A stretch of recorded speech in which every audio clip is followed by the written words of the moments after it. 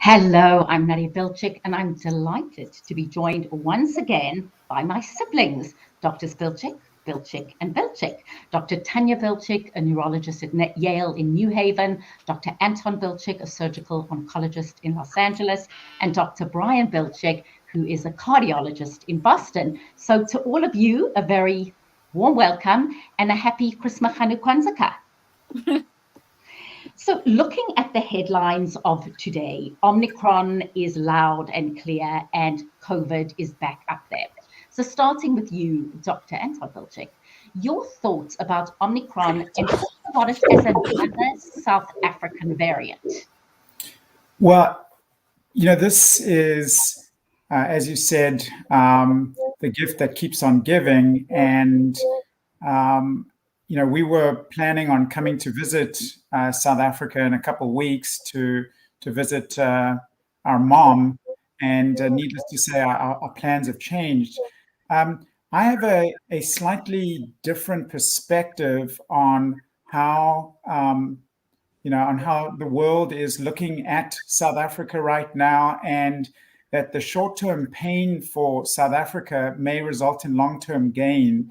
And what I'm really referring to is the incredible positive news that everyone is talking about in terms of transparency, in terms of the great science in South Africa, in terms of the willingness to share important information, in terms of their ability to do gene sequencing rapidly, and to provide this information so quickly. Many years ago, South Africa did a really important study in breast cancer, and it had the results of the study potentially could have changed the way we manage advanced breast cancer. And unfortunately, when that study was audited, there were a lot of issues with that. And I think from a science standpoint, South Africa lost a lot of credibility based on that important study. Often, I would hear from my colleagues, if that study is coming from South Africa, can you believe it? And I think that that now has changed forever. People now talk about South Africa in terms of great science, transparency, and I think has set the stage for really great things to come, recognizing how painful it is to the economy over the next couple months. So, Tanya, your thoughts as a neurologist, just respond to this. Okay, well, actually, what I'd like to say is, unfortunately, no good deed goes unpunished, because they have been doing this surveillance. In fact, who knows if this strain of virus or this variant of virus actually originated in South Africa. As Anton said, because they have phenomenally good surveillance infrastructure, etc., that was all set up because they were monitoring HIV. They were the first country to pick it up. It may have been in Botswana earlier. It may have been transmitted from somewhere else. And unfortunately, the gates got shut really quick, and, Southern Africa has been kind of put on lockdown in a way by the rest of the world. Now, there's some interesting things coming up that I'm reading about in kind of, my new medical journal called the New York Times, and a couple of others. In fact, that the strain, even though it is very highly transmissible, does not seem to be as virulent. In fact, so far the cases that have been identified predominantly in South Africa are not causing as much illness or, illness load that they were suspecting. So, let's look, maybe this is a positive. Maybe it picked up, its transmissibility from the other coronavirus, which causes the common cold. And, maybe it's not going to be as virulent and, more infective, less virulent. Who knows? We don't know yet. So back to you. Now, Brian is the youngest, and that's not the reason you're going last, Brian. So nice to see everyone on a Sunday night. I see we're all dressing down casual Sunday, the Trevor Noah hoodie look.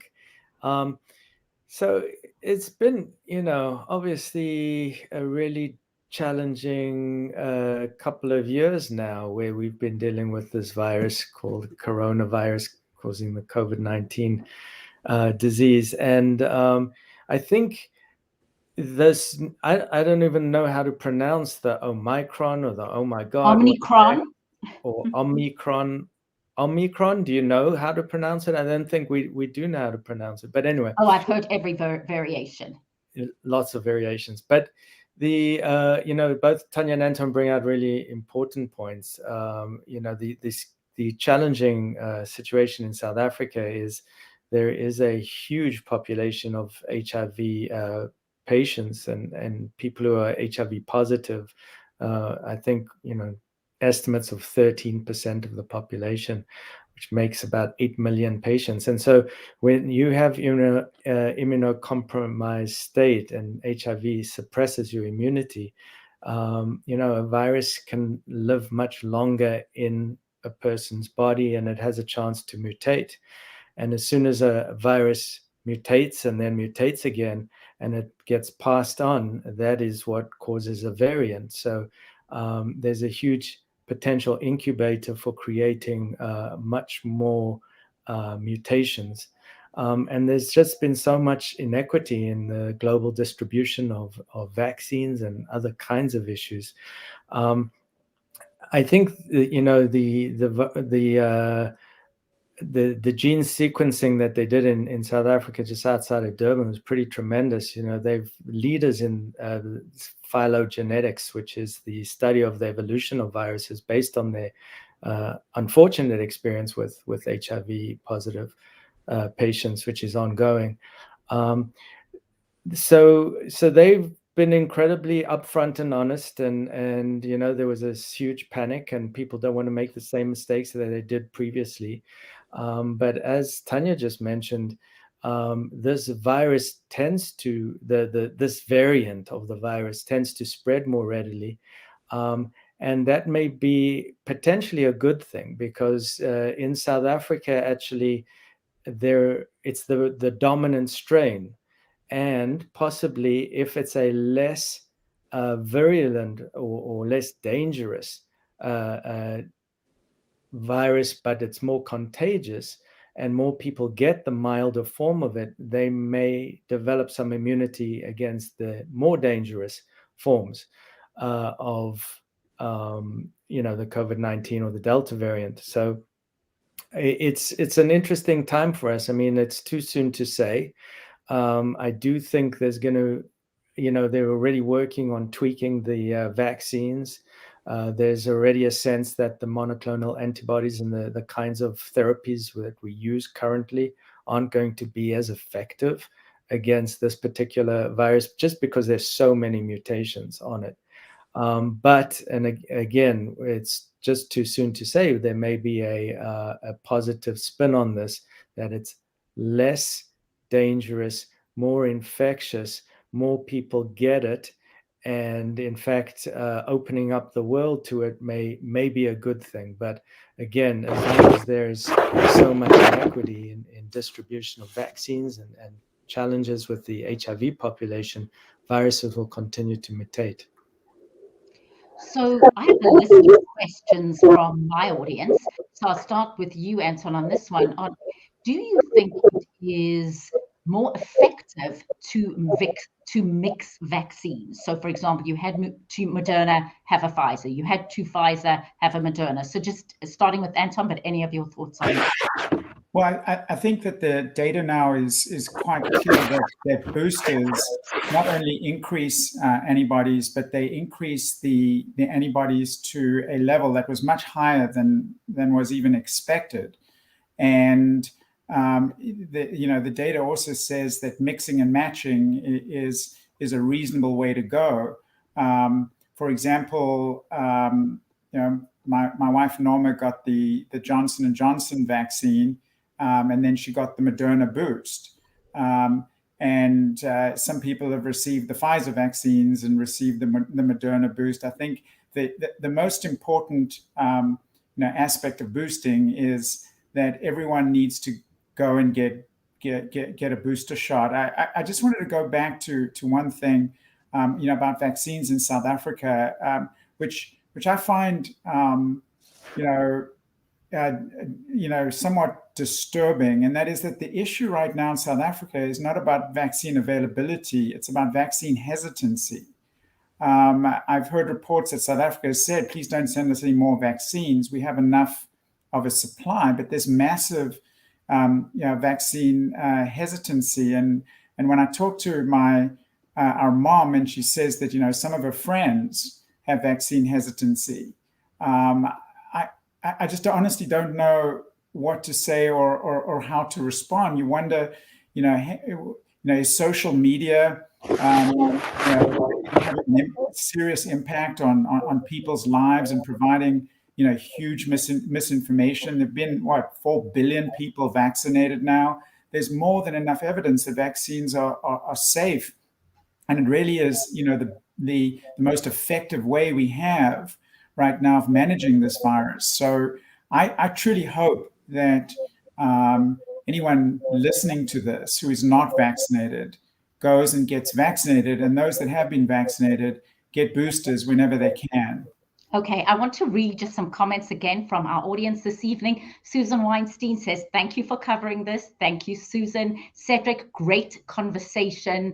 And Kumar says hi to all. But Susan Van Schaik St. Lawrence says, interesting, was wondering HIV populations with immunocompromised conditions with derivatives of these variants since act as petri dishes, and even if had a mixture of what is in the vaccination themselves may result in mutations. Tanya, you want to answer that one? I don't think that the vaccine would result in mutation. And one of the theories is that it's a coronavirus. So the coronavirus is the same virus that is the common cold. So it's very possible if somebody's, viruses can trade RNA, DNA, genetic material. So potentially if somebody has a cold, which is incredibly transmissible, and they also have a strain of coronavirus, they could transmit or exchange genetic material. So I don't think a booster, which is not, it's not genetic material per se, can be taken up by the virus itself. Okay, so Yoko Yukio says that vaccine is the cause of more disease and suffering than anything I could name. Brian, I'll give you this one. She also says vaccination is a grotesque superstition. And she says everyone who is vaccinated is vaccine injured. And by the way, we thank you for all your comments. Everybody who's watching, who's listening, we want to have a constructive conversation. We don't want to be divisive. We want to be educational. So Brian, thoughts around that? And then let's go to Anton and Tanya.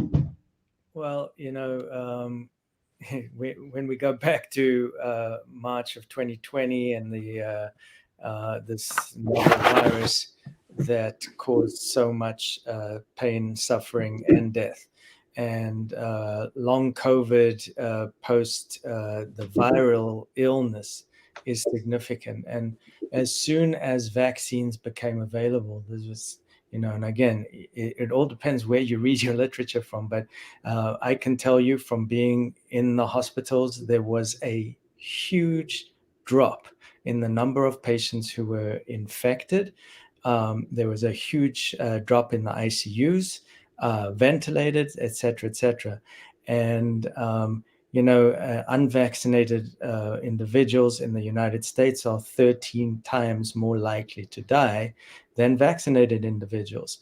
And yes, no vaccine is perfect. There's always potentially immune reactions, but the immune reaction and the severity of this disease from the actual virus is tremendous. And when you just see people dying who are in the hospital or in the ICU who are asking for a vaccine when it's too late to get it, or you see some of the long COVID effects from the virus itself. So I would say nothing is zero risk, but the science is pretty real. It's pretty convincing.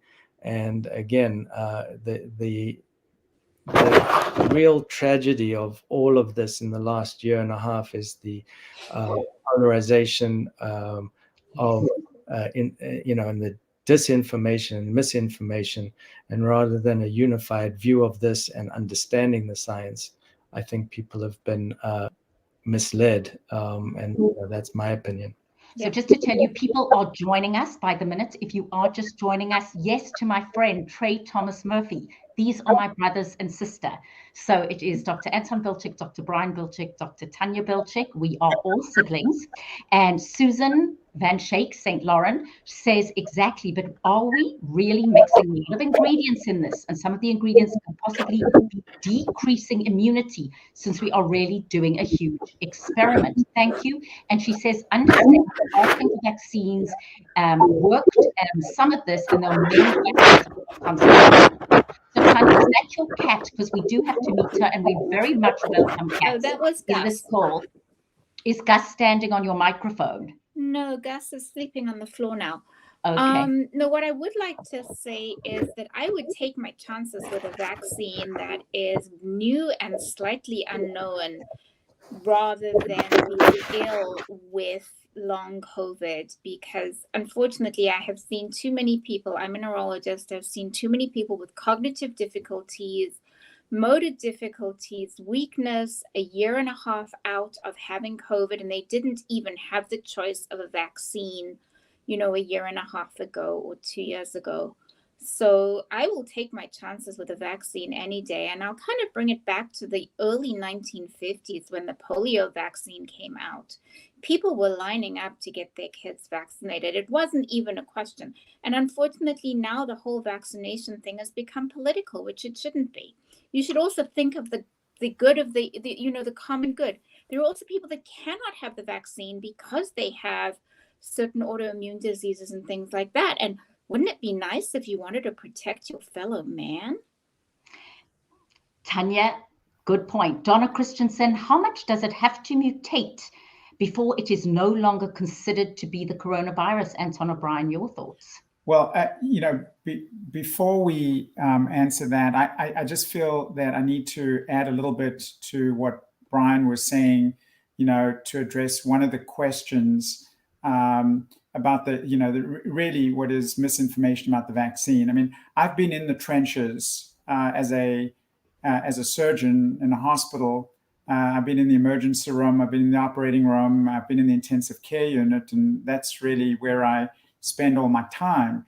And we were also, as healthcare workers, were among the first to be vaccinated, in the United States. And I have to say that, when I got vaccinated, I had some vaccine hesitancy. I thought, I wonder, is this really going to work? And I thought that the only time I'll really believe that it does work is when people in nursing homes stop showing up in our hospital, because our hospital was pretty full of people with COVID on ventilators, most of which were nursing home patients. And within a few months, and once the majority of nursing home patients got vaccinated, none of the people that were in the intensive care unit were nursing home patients. And then I started believing that this is for real. And then the flip side to that is, now that vaccines have been around for a while, I look at the intensive care units, and there's a different demographic. The people that I see are those that are younger, but pretty much everyone that is in the hospital, or everyone that's in the intensive care unit, by far the majority have not been vaccinated. So I don't know, that's my own, those aren't publications. That's what I see on a day-to-day basis. I'm not, I can honestly count on one hand a death from COVID in someone that has been vaccinated that I've personally seen. I think, it's very interesting because we're getting lots of mixed reaction. Thank you, Tyrone Jackson. He says, it is pathetic and ludicrous to say we ever vanquished smallpox with vaccines when only 10% of the population was ever vaccinated. And as I say, we welcome all opinion here. We will deal with it in a very elegant and very scientific way. Brian, your thoughts from Tyrone Jackson? Well, none of us are virologists, but we are clinicians. So I think there are experts who and possibly on both sides of the arena here that can speak to these issues in a little more clarity. But it's actually, I mean, Tanya used the word bizarre. It's really difficult to kind of understand and comprehend, and I do think the challenge is in belief in the ability for information to get skewed. And I think we're always skeptical about medical information as it comes through, and we really do rely on a lot of very careful auditing of data and studies and controls, and I do think the truth will definitely come out and prevail. But when you have such a high prevalence of a disease, it's really easy to see cause and effect very quickly. And so I think the data is very compelling, and continues to be so. But again, this isn't to create battle or strife. This is to let people know what our experience is in different parts of the country, and our different. I don't think we met before and colluded about what our message was going to be. It's just our experience in the hospitals and taking care of people, and people who've had COVID. If they have survived, they have a lot of complications. And as Anton said, very rare fully vaccinated patients getting, sick enough. Yes, there is breakthrough, and it's unfortunate, and we're seeing that, but it's much more mild. It's much shorter lived. You're much less likely to be infectious for a longer period of time. So quarantine is less, so I just can't think that the majority of the world is wrong when it comes to vaccines and the virus.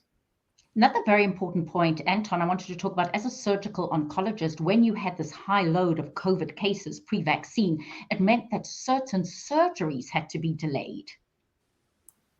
Yes, in fact, I think in certain parts of the country now, that are having surgeries, the first surgeries that get delayed are what we call elective surgeries: hernia repairs, hip repairs, knee repairs, etc. The other thing is screening for cancer gets delayed. Some of the statistics for screening have been quite alarming. During COVID, only 17% of people got screened for colon cancer, whereas the goal is really 80 to 90%. So I think that we're likely to see more advanced cancers presenting, whether it be breast cancer or colon cancer, for cancers that are really preventable. So it really has a huge impact on procedures, on screening, and on prevention of disease. Can I just make a point quickly? Yes, please. So, it's kind of interesting when people are generally healthy and well or have mild illness, everyone has a very strong opinion as to the benefit of medicine and science. But when people get ill and they're in the hospital, it's amazing how grateful they are for the medical care and the science and the caring that they get when in the hospitals. And being clinicians and being caregivers, it's really, I mean, our only aim is to improve quality of life and prolong life with good quality. I mean, that's what we're about. That's why we went into this profession. And, so it's truly an interesting era of challenge that we're all, and I think we're also exhausted. And I get why people are skeptical. I get why clinicians are frustrated, nurses and doctors. I mean, we just want this to be done. We want to get on with our lives. We want to, and it's not, and it keeps changing. And I think there was a time when healthcare providers were kind of deemed heroes for working through the pandemic and putting themselves at risk. And now it feels like there's a turnaround as to the science is wrong, clinicians are wrong, but it's really an interesting time. Yeah. Yes, what did Confucius say? May we live in interesting times. We certainly are. So yeah, I mean, the other thing you do worry about, sorry, Nad, is the burnout with the healthcare providers. Yes, I was going to say turnover. The burnout is real. There are nurses that are quitting. Mm-hmm. Hospitals are understaffed. At the beginning, people were flocking to New York to help because that was where the epicenter was. There's burnout. As Brian said, we're tired. I'm lucky. I'm in clinic. I'm outside of the hospital. I don't do the hospital. But for people in the hospital taking care of intensive care unit patients or hospitalized patients, they're tired. And if there's a way to prevent that and to help your fellow man, that would be lovely. It's so interesting. Tan, Brian, and Anton, we started this conversation in March of 2020. Never thinking that in December of 2021, we'd still be having this conversation. So thank you all so much. And we'll start this time with you, Tanya, and then go to Anton and then Brian. If any of you are wondering why, you can text and ask me. Thank you again for many people who've joined us. But we'll start with Tanya, and then go to Anton, and then go to Brian. We are talking to a wide audience this evening, and hopefully we'll watch the recording as well. What do you want us to know going forward with our healthcare and how we can physically, emotionally navigate this? I don't have a lot to say. I think that I've mentioned everything I wanted to say. It's not just about you anymore. It's about the common good. And pets certainly help. So to your beautiful ones, we say hello. Anton? Well, I'm going to, end where I started, which is that I'm so proud to be a South African, and I'm so proud of the work that has come out of South Africa and the transparency and the speed at which they were able to get this amazing work done and deliver it to the rest of the world. And I think that every South African should be enormously proud, and I think it's something that's going to be there for forever. Everyone's now going to say, wow, South Africa, great science, great technology, honesty, integrity, and transparency. As a South African American, Anton, I think there are many South Africans who will appreciate your message because it has been an incredibly grueling, tough time. Brian? So it's our last chat of the year, I imagine. I think we had one at the end of 2020, and it's an opportunity again for the end of the year to come and to reflect on where we've all come from and what we've learned. We've learned so much. There's still so much to learn. There's so much need for compassion and kindness, and even if people have differing thoughts and ideas, that the ability to kind of hear, listen, and discuss, but again, be kind. Well, as we end this year, Brené Brown famously says, it is not joy that makes us grateful, but gratitude that makes us joyful. And I do want to say to my wonderful brothers and sister, I am very grateful for you. And we always end our broadcast by going, hi, Mom. Hi, Mom.